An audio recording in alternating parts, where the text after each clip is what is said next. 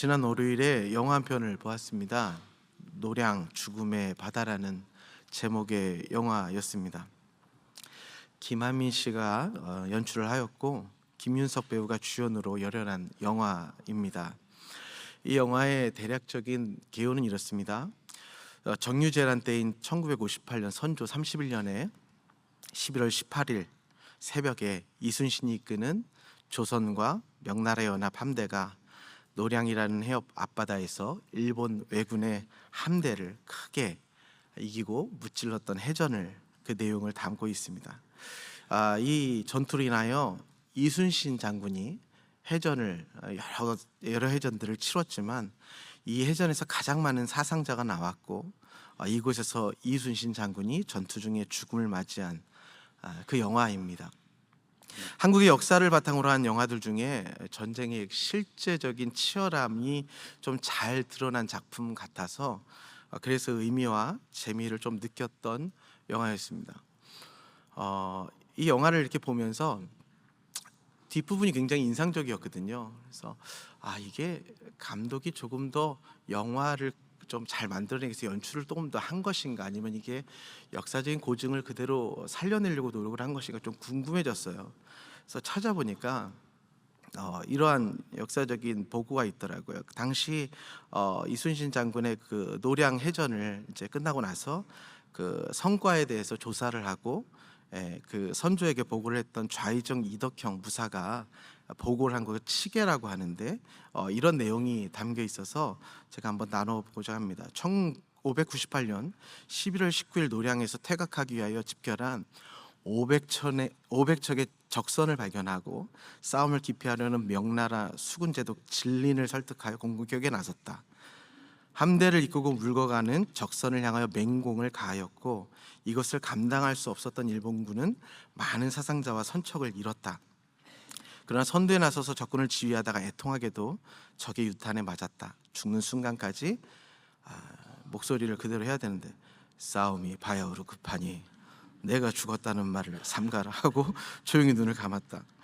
눈을 지켜보던 이 아들은, 그 아들이 바로 옆에 있었는데요, 슬픔을 이기지 못해 그대로 통곡하려 했으나 이문욱이 곁에서 곡을 그치게 하고 옷으로 시신을 가려 보이지 않게 한 다음 북을 치며 앞으로 나아가 싸울 것을 재촉하였다. 군사들은 통제사가 죽은 사실을 미처 모른 채 기운을 내어 분전하여 물러나는 왜군을 대파하였으며 모두들 죽은 이순신이 산 왜군을 물리쳤다며 외쳤다. 부음이 전파되자 모든 백성들이 애통해하였다라는, 실제로 이덕형 무사라는 좌의정이 선종에게 보고한 이 치계가 있는 것을 바라보면서 이 내용 그대로 영화가 쓰여진 것 때문에 조금 더 이렇게 감동이 되는 부분이 있었습니다. 제가 이 영화를 보면서 가장 감동되었던 부분은 바로 그 마지막 그 부분이었어요.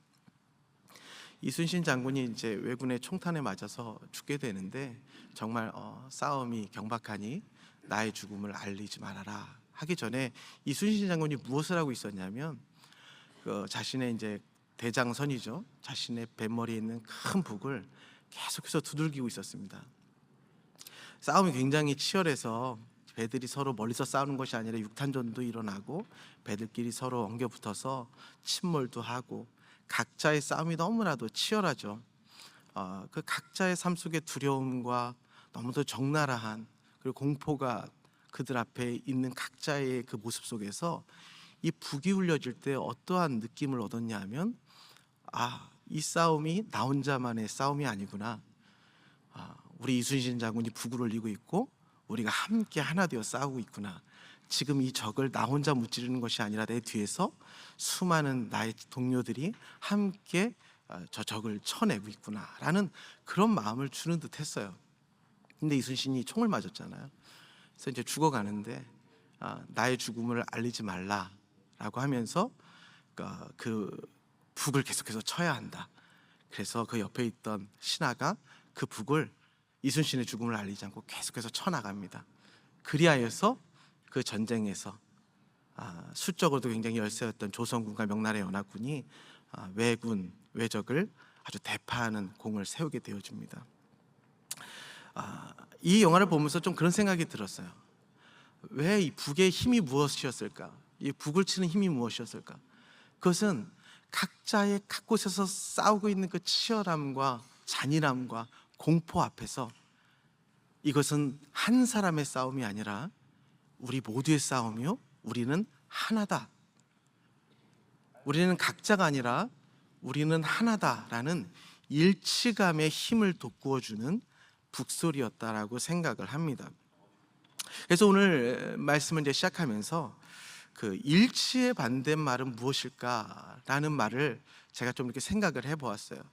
근데 일치의 반대말은 오늘 성경에 보니까 동등함이더라고요. 그래서 19절을 한번 보도록 하겠습니다. 그러므로 예수께서 그들에게 이르시되 내가 진실로 진실로 아멘 아멘 너에게 이르노니 아들이 아버지께서 하시는 일을 보지 않고는 아무것도 스스로 할 수 없나니 아버지께서 행하시는 그것을 아들도 그와 같이 행하느니라. 예수님께서는 지금 무엇을 말씀을 하고 계시냐면, 나는 아버지가 하시는 일을 보지 않고는 내 스스로는 아무것도 할 수 없다라고 말씀을 하시면서, 우리가 인간적으로 볼 때 어떤 모습으로 보여지는 모습이냐면 절대적인 의존성을 보여주고 계십니다. 우리가 자칫 잘못 생각하면 이 모습이 어느 계급 안에서 높은 계급과 낮은 계급 안에서 계급 간에 일어나는 서열에 의한 오더가 내려지는, 또 어떤 사람 그 오더를 받을 수밖에 없는 계급의 관계로 우리가 볼 수가 있지만, 예수님께서는 그러한 말씀을 하시고자 하셨던 것이 아닙니다. 그런데 이 말씀을 시작하기 전에 19절에 그러므로라는 접속사를 시작하기였기에 바로 그 전에 어떤 말을 예수님께서 들으셨기에 그러므로라고 시작을 하셨는지 우리가 알아야 할 필요가 있습니다. 16절, 17절, 18절을 제가 읽겠습니다.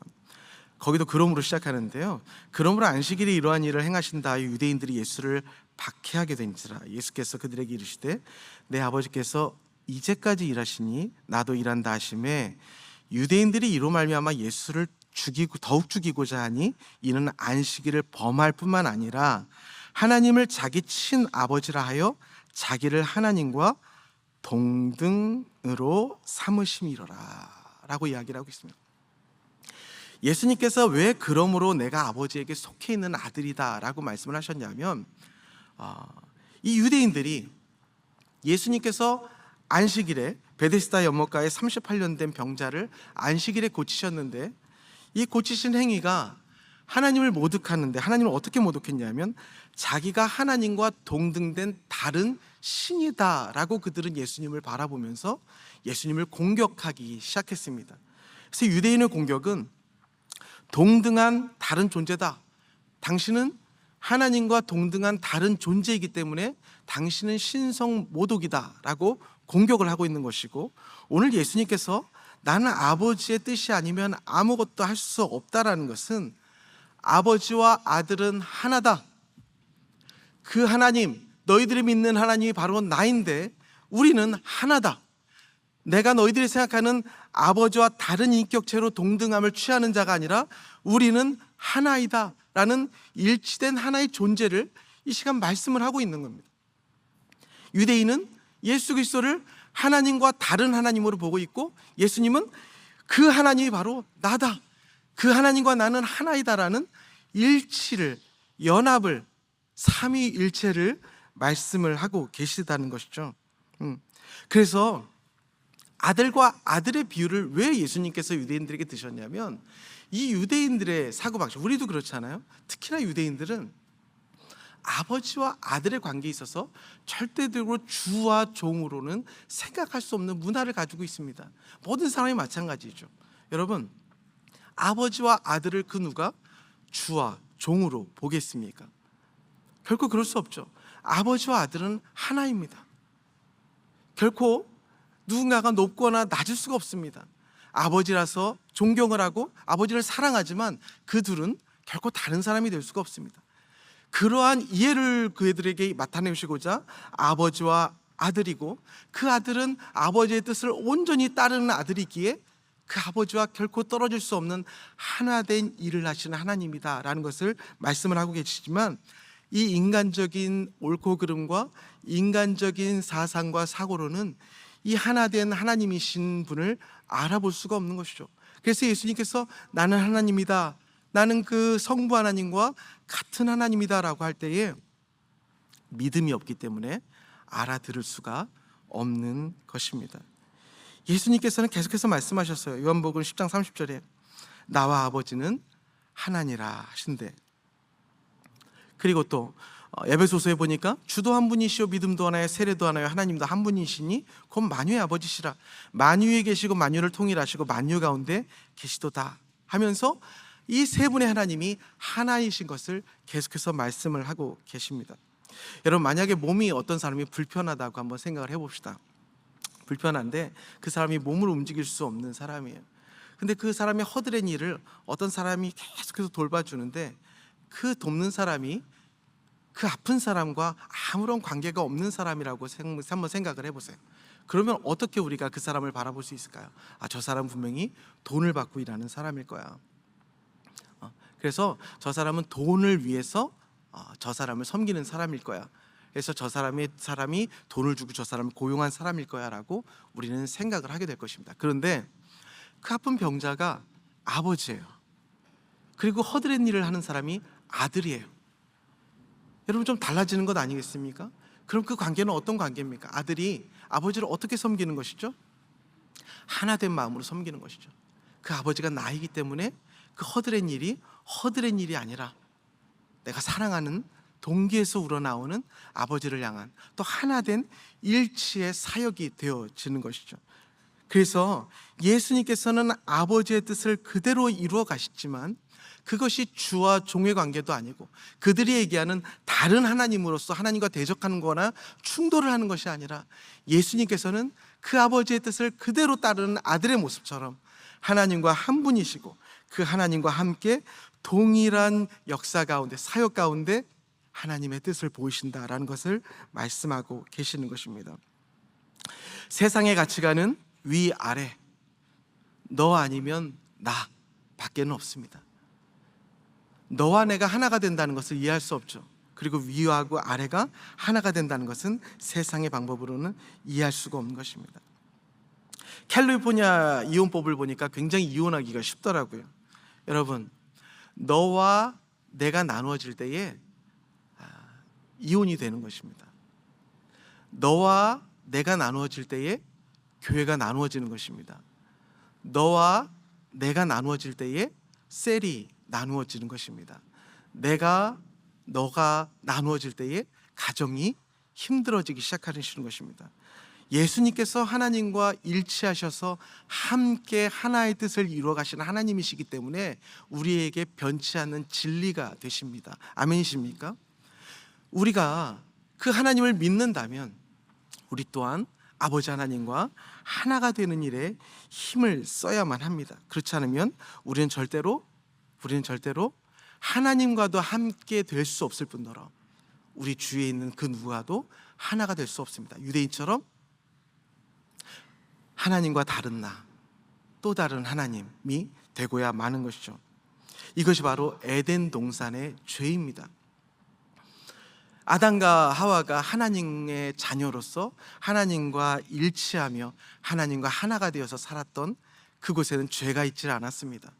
평화가 있었습니다. 하나님이 주시는 생명이 있었습니다. 그들이 누릴 수 있는 모든 것이 있었습니다. 근데 그들의 마음속에 죄가 어떤 마음이 들어왔습니까? 하나님과 다른 동등된 내가 되고 싶다.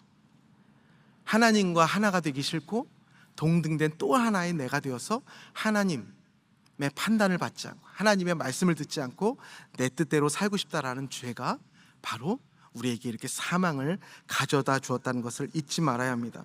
지난 주간에 저희 교회에서 세미나가 있었어요.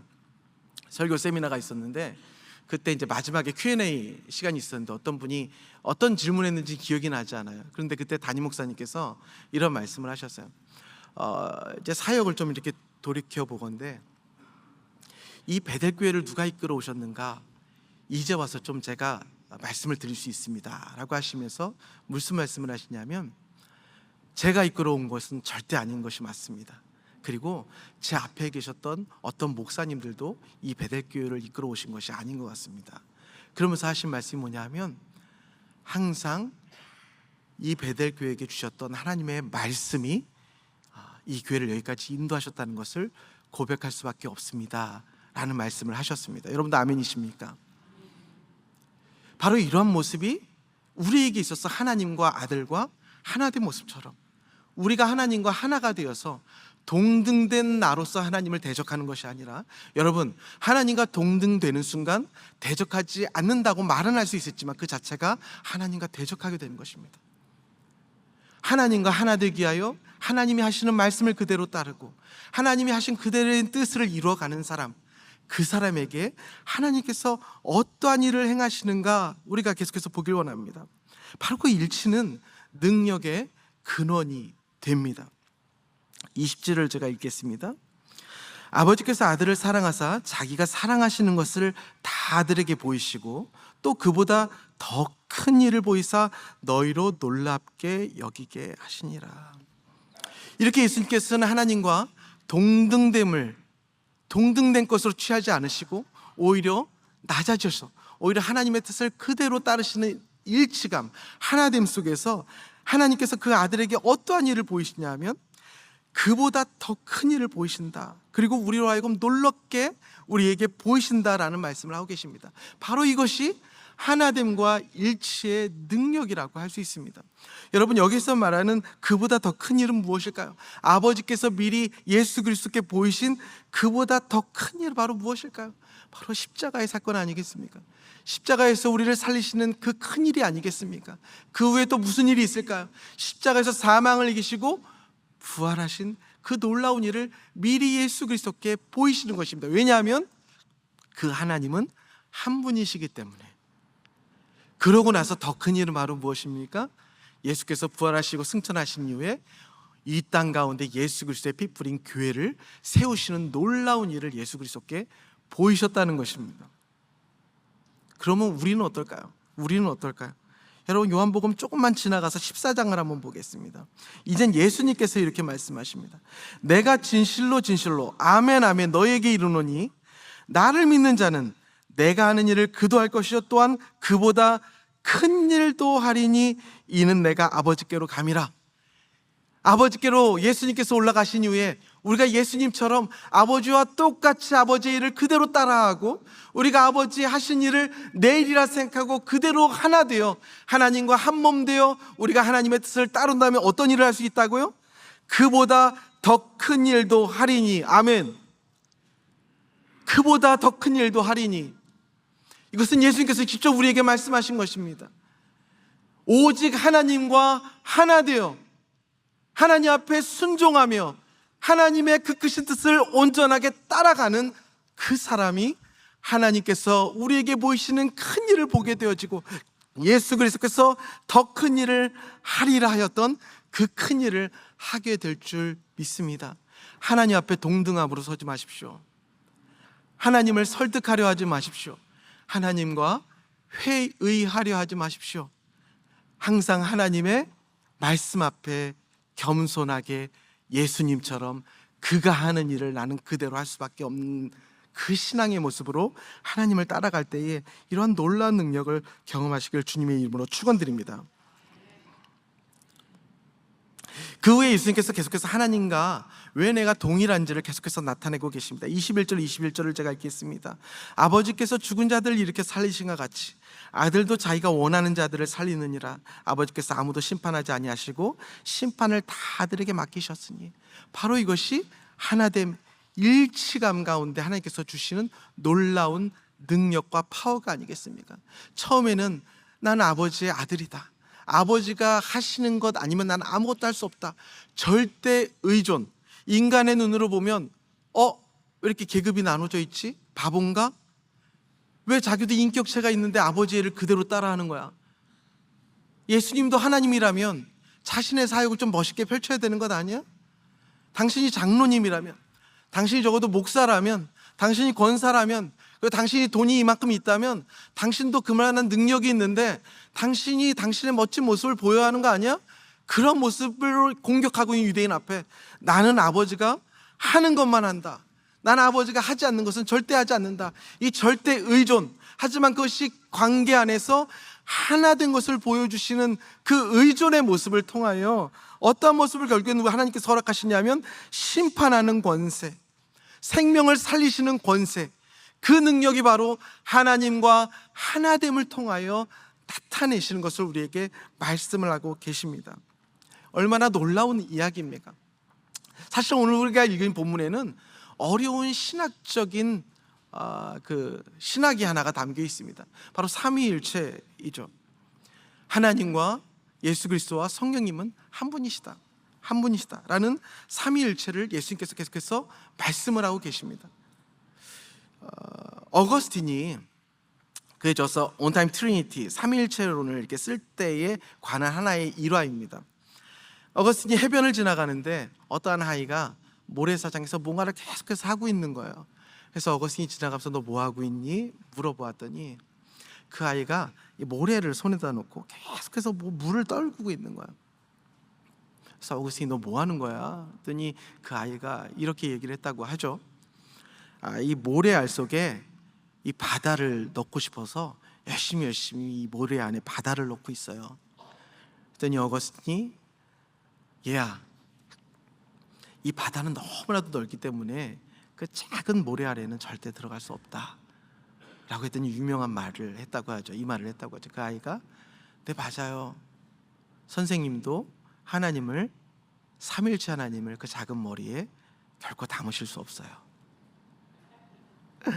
맞습니다. 우리가 어떻게 삼위일체론을 머리로 이해할 수 있겠습니까? 근데 오늘 예수님께서는 삼위일체를 우리에게 보여주고 계십니다. 아버지와 아들은 하나이다. 아버지와 아들과 성령은 하나이다. 우리가 이렇게 이해할 수 없을 것 같은 삼위일체를 예수님께서는 샘플로 한 군데 정확하게 보여준 곳이 계십니다. 제가 읽겠습니다. 에베소서 4장 3절에서부터 12절까지 말씀인데요, 제가 읽겠습니다. 평안에 매는 줄로 성령이 하나 되게 하신 것을 힘써 지키라. 몸이 하나의 성령도 한 분이시니 이와 같이 너희가 부르심의 한 소망 안에서 부르심을 받았느니라. 주도 한 분이시요 믿음도 하나요 세례도 하나요 하나님도 한 분이시니 곧 만유의 아버지시라. 만유에 계시고 만유를 통일하시고 만유 가운데 계시도다. 우리 각 사람에게 그리스도의 선물의 분량대로 은혜를 주셨나니 그가 어떤 사람은 사도로, 어떤 사람은 선지자로, 어떤 자들은 복음 전하는 자로, 어떤 사람은 목사와 교사로 삼으셨으니 12절만 다 같이 읽겠습니다. 시작. 이는 성도를 온전하게 하여 봉사의 일을 하게 하며 그리스도의 몸을 세우려 함이라. 그리스도의 몸을 세우는 것은 무엇을 의미하는 것일까요? 그리스도의 몸은 항상 예수님께서, 바울 사도가 무엇에 빗대어 말씀하셨죠? 교회죠. 바로 이 삼위일체를 우리에게 유일하게 샘플로 보여주신 것이 있어요. 맞아요. 삼위일체로는 우리의 머리에 담을 수가 없죠. 어떻게 우리가 피조물이 창조주의 블루프린트를 가질 수 있단 말입니까? 하나님께서 우리의 블루프린트를 가지고 계시지 어떻게 피조물이 창조물의 블루프린트를 갖고 있습니까? 바로 삼위일체로는 하나님의 하나님 되심을 우리가 알 수 있습니까? 그럼에도 불구하고 그 하나님의 삼위일체를 우리에게 잠깐이나마 이런 것이야 라고 보여주신 것인데, 그게 바로 뭐냐면 교회가 교회다워지기 위하여 이 삼위일체의 모습을 너희들이 배워라 라고 한 부분에 드러내고 계시는 거예요. 결코 이해할 수 없는 삼위일체론을 바로 우리가 살아내야 하고, 우리가 함께 일궈내야 하고, 우리가 함께 사랑해야 할 교회 모습 안에 하나님께서 보여주고 계시다는 거예요. 그게 바로 뭐냐면 평안에 매는 줄로 성령이 하나 되게 하신 것을 힘써 지키라. 평안에 매는 줄로 하나 되게 하신 것을 힘써 지키라. 예수 그리스도께서 나는 아버지와 하나입니다, 이래서 하나님께서 나에게 능력을 주시는 것이다 라고 말하는 것처럼, 우리 또한 그 삼위일체 하나님이 하나 되게 하신 것, 우리가 일치를 떠나서 서로 동등됨으로 나는 너의 인격체를 존중해, 너도 인격이야 하면서 서로의 인격 앞으로 설 때에 결코 이룰 수 없는 교회에 허락하신 하나님의 능력은, 예수 그리스도께서 하나님과 하나 되셨듯이 우리도 말씀 앞에 서로 하나 되는 게 아니에요.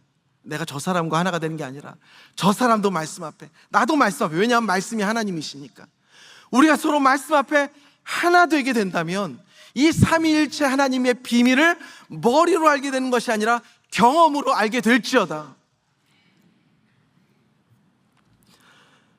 여러분, 삼위일체를 과학적인 비유로 어떤 사람이 이렇게 설명을 하더라고요. H2O다. H2O가 뭡니까? 물이죠.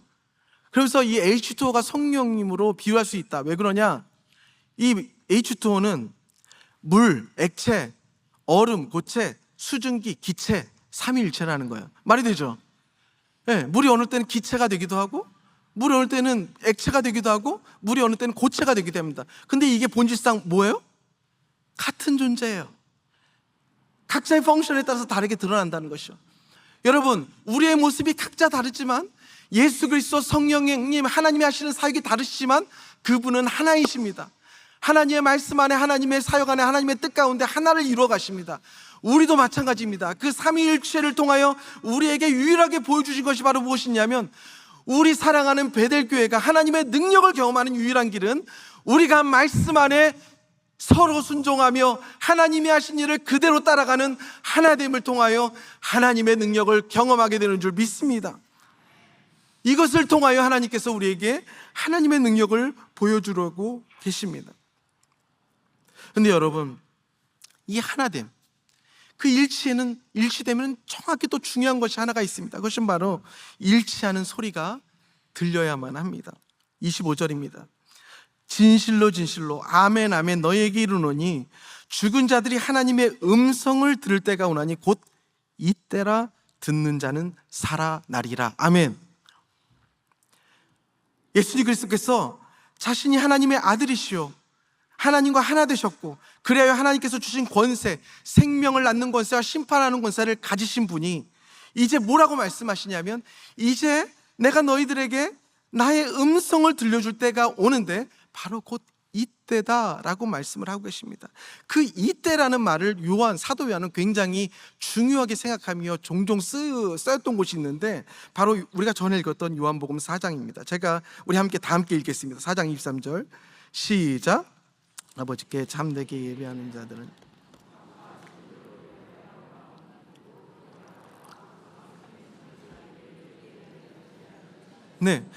수가성여인에게 예수님께서 참된 예배를 찾는 그에게 말씀하셨죠. 이 산도 아니고 저 산도 아니고 영과 진리로 예배할 때가 오는데 곧 언제라고요? 곧 이때라. 그럼 여러분, 이때가 그때만 그때입니까? 아니면 지금도 이때입니까? 우리는 지금도 참되게 예배합니까? 안 합니까? 예수님께서 그 이때는 그때의 그때지만 지금도 그때고 앞으로 예수 그리스도께서 오실 모든 때를 의미하고 있습니다. 그렇기 때문에 25절 또한 아들의 음성을 듣고 살아나는 이때는 바로 지금 이때인 줄 믿습니다. 이 말씀이 들려야 한다는 거예요. 예수 그리스도의 음성, 하나님의 말씀이 늘 들려져야 우리가 살아나고, 그 음성을 통하여 우리가 하나님 앞에 순종할 수 있는 말씀의 기준이 우리의 삶 가운데 세워져야 한다는 것입니다. 여러분, 이것이 바로 지금 일어나고 있습니다. 그리고 지금 당장 이때를 말씀하고 있습니다. 여러분, 지금 여러분들의 마음속에, 제가 초반에 여러분들에게 인사할 때 하나님께서 말을 걸어오셨나요? 라고 말씀을 서로 인사하자고 하였는데, 일주일 동안 여러분들은 마음속에 어떠한 음성들이 가득하셨나요? 살아난다는 예수 그리스도의 말씀, 그리고 순종해야 될 말씀, 그리고 하나님이 오늘도 찾아오셔서 걸으시는 말씀이 여러분들의 마음속에 고동을 치고 있었나요? 아니면 나는 동등된 존재야, 난 대우를 받아야지, 난 이 세상에서 행복하게 살아야 할 고귀한 존재야, 예수님과 같지 않은 모습으로 하나님을 모시며 살아가는 삶을 살아오셨나요? 여러분, 동등됨으로는 가정이 행복될 수 없습니다. 동등됨으로는 교회가 교회될 수 없습니다. 동등됨으로는 저 사람과 나와의 관계가 온전해질 수가 없습니다. 오직 하나님이 하나됨을 위하여 그렇게 우리에게 보이셨던 모습처럼 우리 또한 말씀을 기준으로 두고 그 말씀 안에 하나됨, 하나님이 하나의 뜻을 위하여 하나 되셨, 하나님이 한 분이시듯이 우리 또한 말씀 안에 서로 하나 되지 않으면 우리 가운데 절대로 하나님께서 주시는 하나됨, 능력, 내가 원하고자 하셨던 그 무엇인가 여러분들이 경험하고자 했던 행복은 결코 일어날 수가 없는 것을 우리는 알아야 합니다. 여러분, 끊이지 않고 우리의 마음속에 하나님의 북소리가 들려와야 합니다. 각자 치열한 삶을 싸우고 있고 각자 엄청난 일들을 우리가 살아가는 것 같지만, 그곳에서 우리 모두에게 들려지고 있는 북소리가 각자에게 동일하게 우리가 들려진다면 어떠한 마음이, 어떠한 능력이 우리에게 일어나는 거예요? 하나님이 우리와 함께 하시며 하나님이 우리를 도우시며 나의 힘이 아니라 하나님의 능력으로 우리가 싸움을 이기는 것을 경험하게 되는 것 아니겠습니까? 그래서 여러분, 예수 그리스도의 말씀의 북소리를 놓치시면 안 됩니다. 그러분, 여러분 그 처절한 전장에서 여러분들은 적군의 엄청난 크기와 압도하는 힘 앞에 여러분들은 날마다 쓰러지게 될 것입니다. 그것을 이기기 위해 혼자 이런저런 방법을 쓰지만 그 방법은 항상 하나님이 기뻐하시지 않는 방법이 되고야 말 것입니다. 여러분들의 마음속에 하나님의 북소리가 끊이지 않도록 하십시오. 이순신 장군이 내가 죽더라도 이 북소리는 멈추면 안 된다라고 하였던 그 말씀 앞에 순종하고 말씀을 따라가고 말씀이 아니면 난 죽습니다는 그 북을 치는, 북을 통해 얻는 힘을, 하나님 예수 그리스도의 음성, 지금 이때에 살아나리라 하셨던 그 살아나는 말씀의 북소리를 결코 놓치시면 안 된다는 것입니다. 제가 올해 기니비사우 선교를 다녀왔습니다. 담임 목사님이랑 여러분들 교회에서 허락해 주셔서 갔다 왔지만 사실 신청은 제가 했습니다. 선교 담당 목사님께서 기니비사우는 이렇게 어느 목사님께서 갔다 오실 수도 있을 것 같아요. 그래서 제가 먼저 손을 들었습니다. 왜냐하면 기니비사우는 제일 힘들다고 그러더라고요. 근데 제가 작년에도 선교를 다녀왔어요. 작년에도 베트남 선교로 다녀왔는데 작년 선교를 갔다 오는 공항에서 어떤 일이 일어났느냐, 갑자기 비자의 문제가 있어서 기억하시는 분 기억하시면 모르겠지만 한 달 동안을 한국으로 들어갔다 다시 못 들어올 뻔했습니다. 근데 1년 동안 담임 목사님께서 여러분들께서 또 이렇게 호의를 베풀어 주셔서 신분의 문제가 해결이 됐잖아요. 그래서 올해 섬기고 싶었어요. 근데 기니비사우 얘기가 들리니까 그냥 가고 싶은 거예요. 그래서 제일 힘들다고 하는데 가자 하고 손을 들었어요. 한번 담임 목사님께서 허락하시면 가고 싶습니다. 갔어요. 어땠을까요? 저 너무 좋았어요. 정말 너무 좋았어요. 너무 행복했고 너무 감사했어요. 정말 감사해요. 은혜가 너무 충만했어요. 근데 돌아오는데 3번 비행기를 탔어야 했거든요. 왜 힘든지 아시겠죠? 3번. 근데 첫 번째 그 아프리카 제가 있었던 기니비사우에서 이제 모로코로 내리는 랜딩하는 그 순간, 바퀴가 닿는 순간 어떤 제가 몸의 변화를 경험했냐면 갑자기 재채기가 막 터지기 시작하는 거예요. 재채기가 한두 번이 아니라 한 10분 정도를 계속 하는 거예요. 그래서 감기가 걸렸나? 그러면서 왔어요.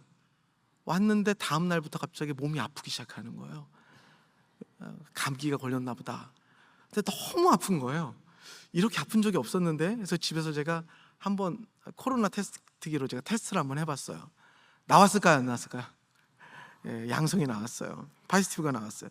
근데 제가 여태까지 제 자랑이 하나 있었어요. 사역자님들 중에 제가 유일하게 코로나 안 걸린 사람이었거든요. 그래서 그게 자랑이었어요. 은근히. 난 그래서 막 사역자님들이 저보고 폴리네시안처럼 건강하다 그래서 폴리네시안이라고 별명도 고쳐주셨는데 그게 깨졌잖아요. 그런데 아픈데 정말 그 코로나 걸리셨던 분들 증상들을 제가 다 겪었어요. 그냥 다 오더라고요. 와, 내가 이렇게도 아프구나. 나는 왜 이렇게 성교만 갔다 오면 이러지? 이런 생각이 들면서 너무 아픈 거예요. 그래서 일주일을 굉장히 앓았어요. 그래서 이제 좀 나을만 하는데 이 코로나가 저에게만 있을까요? 아니면 또 같이 사는 사람이 있잖아요. 제가 나을만 한데 그 사람한테 옮겨간 거예요. 그러니까 이제 이 사람이 아프니까 이게 오버랩되면서 아직 낫지 않았을 때 이 사람 막 케어까지 하다가 제가 나을 쯤에 이 사람 케어한다고 밤에 어딜 가다가 발을 팍 찧었는데, 제가 발이 그렇게 건강한 편이 아니에요. 왜냐하면 제가 무좀이 좀 오래 있어서 한 몇 년을 관리하다가 이게 잘 안 나니까 그냥 거의 포기하고 살았거든요. 근데 그러다가 뭔가 이렇게 탁 했는데 뭔가 탁 하고 살이 좀 터지는 느낌이 들었었어요. 그런데 뭐 괜찮겠지, 그런 일이 종종 있을 수 있으니까. 그러고 나서 다음날 그 양말을, 새 양말, 선교 갔다 온다고 헌 양말은 다 버리고 와서 새 양말을 빨지 않고 그냥 신었어요. 근데 새 양말을 신고 그 다음날이 됐는데 이제는 코로나가 났으니까, 네거티브가 나왔으니까 열심히 살아야지 하고 있는데, 양말을 신고 이제 벗고 다음 날부터 지내려고 하는데 갑자기 그 약간 트어졌던 곳이 웬만하면 나야 되는데 조금 더 아파지는 느낌이 드는 거예요. 그 뒤에 3일이 지나니까 그 아픈 부위가 아픈 게 아니라 저 파란 깊숙한 곳이 막 아프기 시작하고 걷지를 못하기 시작하고 그러기 시작하는 거예요. 그래서 내가 이런 적이 없었는데, 코로나가 났는데 이제 좀 열심히 좀 해보려고 하는데 왜 또 몸이 말을 안 듣지? 그러면서 막 쩔뚝쩔뚝거리면서 일주일을 넘게 지나면서 병원을 안 가고 있었어요. 병원을 안 가고 있었어요. 근데 어떤 분이 그걸 보면 불쌍해 보여 빨리 병원을 가라고 그래서 다행히 저희 선교팀에 후닥터가 계셨어요. 그때 참 하나님께서 귀한 선물을 주신 거죠. 명의시더라고요. 도저히 안 되겠어서 이제 그분이 이제 연락이 오셔갖고 연락을 해서 병원을 갔더니 그분이 그러시더라고요. 목사님, 만약에 지금 당뇨가 심해서 당장 발을 자르셨어야 해요. 그러니까 제가 너무 이뮤 시스템 코로나 걸리고 나서 면역력이 바닥인 상태에서 평상시에는 그냥 지나갈 수 있는데 그 새 양말을 그렇게 신는 것이 케미칼 인펙션이 와서 그 뭔가 몸이 많이 이렇게 다운돼 있는 상태에서 그게 깊게 염증이 들어가서 저 안쪽까지 염증이 깊게 들어가 있어서 이게 굉장히 고치기 힘든 상황까지 와 있다고 말씀을 하셨어요. 그래서 그거 고치는데 또 2주가 더 걸렸어요. 쩔뚝쩔뚝거리면서 3주를 더 보냈다고요. 그럼 여러분, 한 달을 제가 또 선교를 갔다 와서 한 달을 아픈 거예요. 근데 제가 태어나서 한 달을 아파본 적이 없어요. 아파도 정말 한겨울에 2, 3일이면 아무리 아파도 나았었거든요. 근데 한 달을 꼼짝 않고 아프면서 이런 생각이 들었어요. 내가 작년에도 갔다 와서 한 달 동안 선교를 갔다 와서 힘든 일을 굉장히 메이크업하냐고 힘들었고, 올해도 이렇게 선교를 갔다 오자마자 몸이 이렇게 한 달 동안 아플 수가 있지? 근데 신기한 일이 일어나는 거예요. 그러면 이런 생각이 들 때, 나 이제 선교 나가지 말아야겠다. 나 이제 선교는 나랑 안 맞는다. 선교를 작년에도 이렇게 한 달을 죽 써버리고 오늘도 갔다 오자마자 한 달 이렇게 아파버리면 나 선교 체질이 아니다. 내가 선교를 갔다 와서 이렇게 아내도 힘들고 나도 힘들고 모든 게 힘든구나. 나 이제 선교 나가지 말아야지. 이런 생각이 들어야 되는 거잖아요. 근데 아픈데 어떤 생각이 드는 줄 아세요? 혹시 담임 목사님이 너 선교 갔다 오면 아프니까 다음부터 선교 가지 마 하면 어쩌지? 선교 가고 싶은데 선교 가야 하는데 선교를 더 가고 싶은 거예요. 못 갈까 봐 걱정이 되는 거예요. 근데 여러분, 제가 착각을 하지 않는 건 뭐냐면 제가 믿음이 있어서일까요? 아니에요. 제가 왜 그러냐면 선교를 갔다 와서 그 선교지에 받은 은혜가 제 마음속에서 요동을 치고 있는 거예요. 그냥 그 받은 은혜가 제 마음속에서 쿵쾅쿵쾅쿵쾅 하고 있으니까 아무리 아프고 죽겠고 난리가 나더라도 나 선교 가야 돼. 선교 포기하면 안 돼. 나 선교 또 가고 싶어. 라는 마음이 제가 믿음이 좋아서가 아니라 내 마음속에 있는 예수 그리스도의 살리라 하신 그 말씀과 은혜가 저를 계속해서 불평할 수밖에 없는 상황 속에서도 불평이 아니라 하나님 앞에 나와 하나 되게 하시는 능력을 경험하게 하는 것을 경험하였어요. 여러분, 예수 그리스도께서 지금 이때에 나의 음성을 듣는 자는 살리라 하시는 그 요동하시고 북을 치시는 그 북소리가 여러분들의 마음속에 없어질 때에 어떤 일을 경험하게 되는지 아십니까? 동등만을 추구합니다. 네가 하나님과 그 하나님이냐? 네가 저 사람과 같은 사람 아니냐? 네가 무시당하지 않을 사람 아니냐? 네가 이런 취급을 받을 사람 아니냐? 그렇게 해서 그런 사람이 아닌 사람이 되면 행복이 있습니까? 계급을 따라 사려고 하는 사람은 또 다른 계급 때문에 힘든 삶을 살 수밖에 없는 것 아니겠습니까? 그런데 여러분, 하나님과 하나가 되어서 하나님과 함께만 살아간다면 그것이 바로 형통인 줄 믿습니다. 여러분, 무슨 일이 있어도 북을 놓지 마십시오. 예수 그리스도의 음성을 듣는 일을 놓지 마십시오. 예수 그리스도께서 살아서 하시는 그 은혜의 말씀을 마음속에서 놓지 마십시오. 그것을 놓는 순간 적이 너무나도 커 보입니다. 그것을 놓는 순간 나 혼자 싸우는 것처럼 보입니다. 그걸 놓는 순간 더 이상 이 사람들과는 함께 갈 수 없다는 결론밖에는 내릴 수 없는 답이 우리 앞에 놓여져 있는 것입니다. 그러나 여러분들이 회개하고 하나님, 저는 예수님처럼 종과 같다고 좋습니다. 저는 아버지가 하시는 일 그대로, 오늘 주일에 말씀 주시는 대로, 오늘 아침에 말씀 주시는 대로 저는 하나님의 말씀에 순종하며 하나님의 뜻을 따라가렵니다 하는 자들에게는 어떠한 것도 넉넉히 이기게 하시고 뚫고 지나가게 하시는 그 하나됨의 능력이 임하게 될 줄 믿습니다. 2024년 새해가 밝았습니다. 2024년 Mighty God, Mighty Prayer, 그 전능하시는 하나님의 말씀이 여러분 안에 고동치며 그 기도의 능력이 우리들의 마음속에 고동치게 되어지는 한 해가 되시기를 주님의 이름으로 축원드립니다. 북을 놓지 마십시오. 오늘 말씀을 생각하면서 부를 찬양은 이 찬양이 우리 베델교회 2014년 주제가더라고요. 2014년 주제가 뭔지 아시는 분? 어축내사, 어제 축복 내일의 사명. 여기에 가사에 오늘 제가 이렇게 말씀하려는 말씀이 들어가 있어서 이 말씀을 준비하면서 적용 찬양을 생각하는데, 저는 사실 여러분들하고 이 찬양을 불러본 적이 없어요. 근데 제가 2024년에 이 찬양을 들었어요. 제가 2014년에 미국에서 저를 쫓아낸 해거든요. 2014년에 제가 정확히 쫓겨났어요. 그래서 제가 한국에서 이 찬양을 여러분들이 뜨겁게 드리는 것을 봤어요. 그때 뮤직비디오도 봤어요. 그때 참 뜨거우시더라고요. 지금 여러분 계시던데요, 여기 계시는 분들. 그 뮤직비디오를 보니까 계시더라고요. 딱 10년 되었습니다. 다시 뛰겠습니다.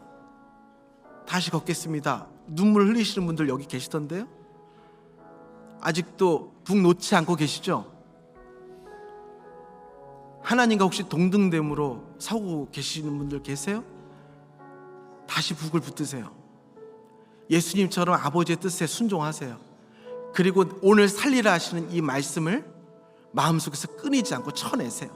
그래야 그 소리를 듣고 집안 우리 식구들이 살아납니다.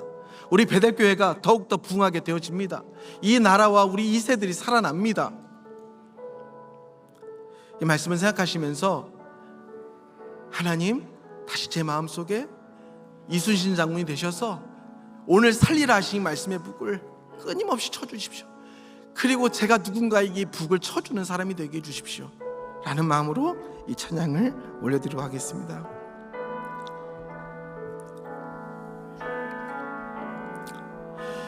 걸어도 걸어도 끝없는 길에서 힘없이 나 지쳐 손을 놓고 있었지만 아직 끝은 지금도 울리는 지금도 내 주님의 오늘 살리라 하시는 심장 소리. 내 눈은 주님을 향하여 들고 내 손은 주님의 십자가 붙들고 다시 또 일어나는 나의 발걸음 거룩한 동행. 하나님의 말씀, 생명의 말씀, 우리 다 함께 다시 걷겠습니다. 다시 뛰겠습니다. 어제의 축복을 감사하며 내일의 사명 향해 뛰도록 주여 일으키소서. 주여 사용하소서. 이 땅의 부흥을 꿈꾸는 일으키소서. 아침에 떠난 길, 아침에 떠난 길 어느새 밤 되어 어찌할 바 몰라 방황. 여러분 북을 치세요. 말씀에 북을 치세요. 깊은 새벽을 나를 만지시는 성령의 그 살리라 하신 말씀의 북소리가 다시 들려오기를 사모하며 우리 찬양합시다. 그 소리를 외치십시다. 다 함께. 내 눈은 주님을 향하여 들고 내 손은 주님의 십자가 붙들고 다시 또 일어나는 나의 발걸음 거룩한 동행 되신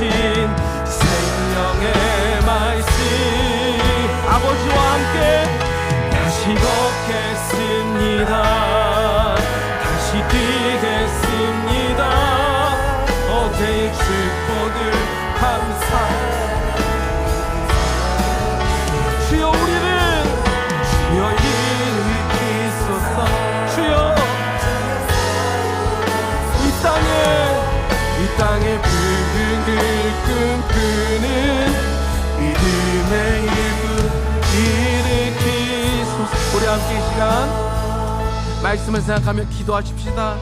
주님, 대우받고자만 합니다. 예수님도 그러지 않으셨는데 제가 에덴 동산에서 선과 악을 알게 하는 나무를 따먹는 죄를 지금도 범하고 있습니다.